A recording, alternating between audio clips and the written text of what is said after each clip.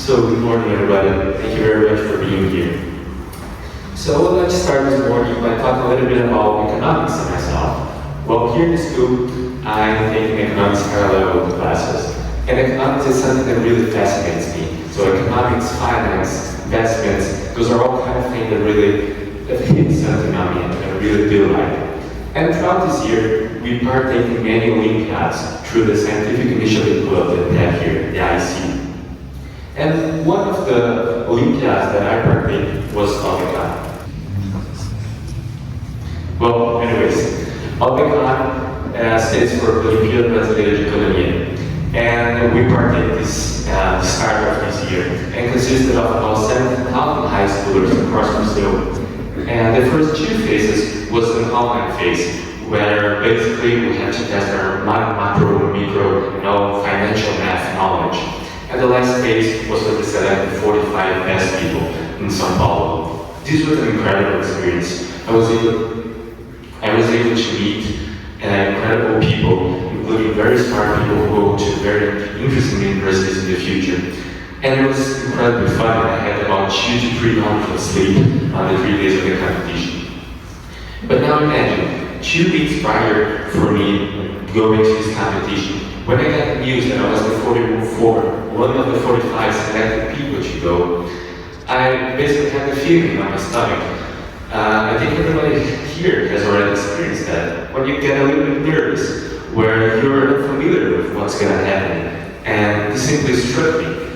But well, I decided to research a little bit more because I always got nervous, for example, when we got tests, when we got presentation, important thing coming up, but we never actually think about what's actually happening to our brain, what's happening to our body when we get that adrenaline coming up in our brain. So I decided to search a little bit more about what's stress and what's adrenaline. Starting off with a basic set of our brain. Of course, I know doctors, so this is what I got from my research. There are 2 important parts of our brain that we'd like to share with you.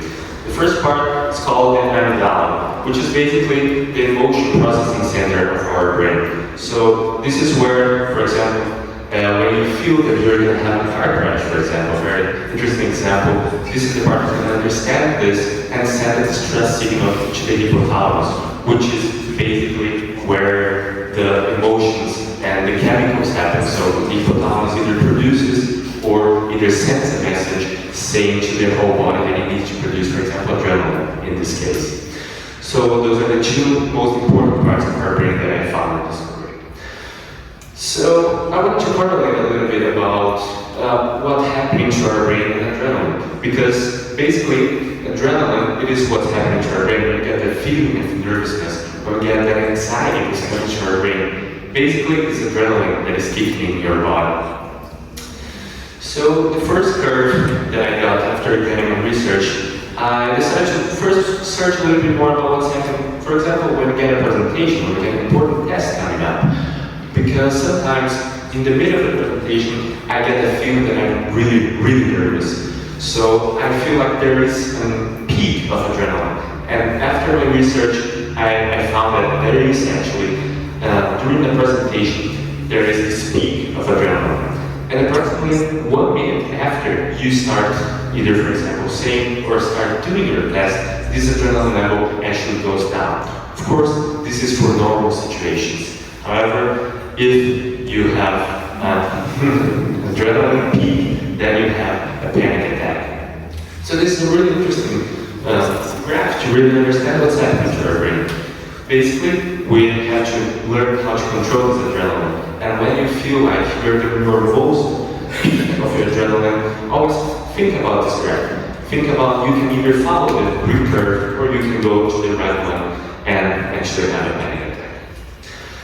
So, but does this mean this adrenaline, the stress we always feel, is it always that bad? Of course not. So in 1908, the psychologist Yerkes Dodson in the USA created this so-called Yerkes-Dodson law, which basically states that, well, if you don't have this stress, this adrenaline, you're going to actually feel bored, you actually feel this lack of motivation, really. However, if you do have the right amount of stress, the right amount of adrenaline that you need, you can actually perform at your best. So adrenaline doesn't always mean it is a bad thing. But however, always, of course, if you have too much of this means you're going to get stressed, you're going to get that burnout. And if you have too much of the stress and adrenaline, you're going to have this panic attack that I was talking about. So it's always important to get on the middle of it. Well, then, of course, let's remember, 2 weeks prior to my competition, when I got the news, I didn't know what to do. I was getting nervous, and where else to search than Harvard.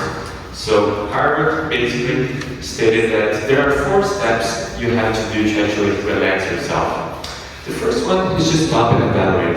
This is a very actually simple step, but basically means stop. Why are you getting nervous? And understand this concept. The second and the third topics are kind of related, but which I also did, which is basically distract yourself. So listen to some music, start reading some books, and also relax your body. So you can either go to the gym, start running, or start doing boxing. So this was really important in the 2 weeks that I had before the competition. Because while 2 weeks living with stress is never good.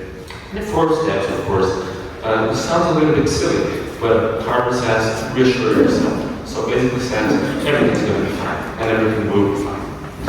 4B is basically an extra step that basically stated that if you have something to present, for example, right now, you have to actually train and be prepared. Because if you're familiar with what's going to happen, what's going to say, you're going to basically feel more comfortable. And this is going to boost your confidence and overall performance. So, I know this was about me, but I also researched a little bit here in the school. So I interviewed 27 people here in the Swiss school.